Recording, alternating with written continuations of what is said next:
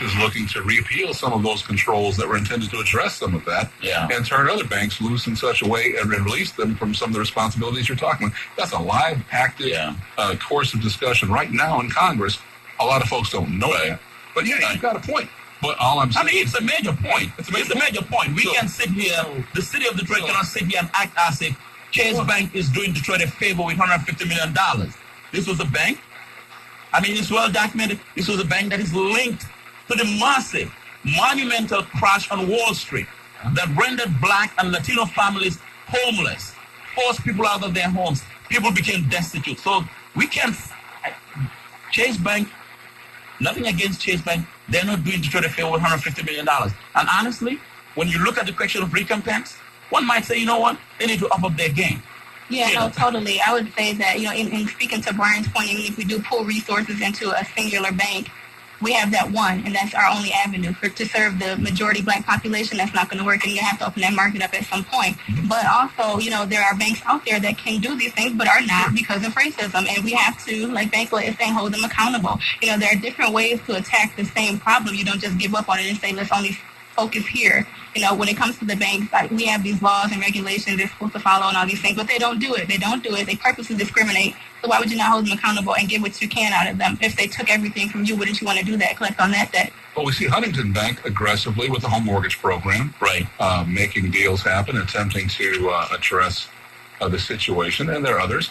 But maybe what we're really saying here is maybe there can be a red line report card on these banks. I like that.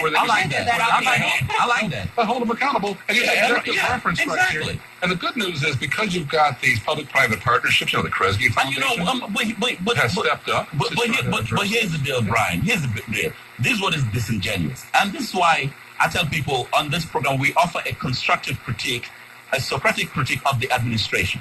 When Mayor Mike Duggan speaks about Chase Bank, like he does all the time, like it's the best thing, it's a great thing, he needs to put in context the role of the bank. He needs to be able to say that, look, this bank was linked to the mortgage crash, and I'm glad to see that they're stepping up. But don't mention Chase Bank as if they're doing Detroit a favor. They're not doing Detroit a favor. Well, they're not. So, it's the same as Wells Fargo with Tavis Smiley in Chicago. So when you have to ask yourself, what is the single biggest economic factor in the city of Detroit? It's what? A mortgage company, Quicken Loans, right? They own 22 buildings, 92 buildings. And have it. Okay, what is that? A mortgage company. But we're looking at the crash on Wall Street. We're looking at the crash on Wall Street here. Well, I get the connection. And it's significant. It's the reason Detroit almost went blank and went bankrupt. Absolutely right. But let's just say we're trying to wrestle with the problem of homeownership today. And the single biggest, most prevailing economic force, you sat with them yesterday, is a mortgage company. Right? Okay. And that's not Chase Bank either. Right. So how do we maybe bring all of those factors to the table? Yeah, we have to bring people into the homes. I get it. That's right. We can say what we want, but what do we do about it? And I know where you're going with this. We have to push Gilbert. We have to push all of these players. And that's why we raise tough questions here. And my job as a journalist, I'll meet with anybody. I don't have to agree. I don't have to accept whatever you're pushing me, but I'll meet with everybody. But my issue here is that Chase Bank has a legacy already.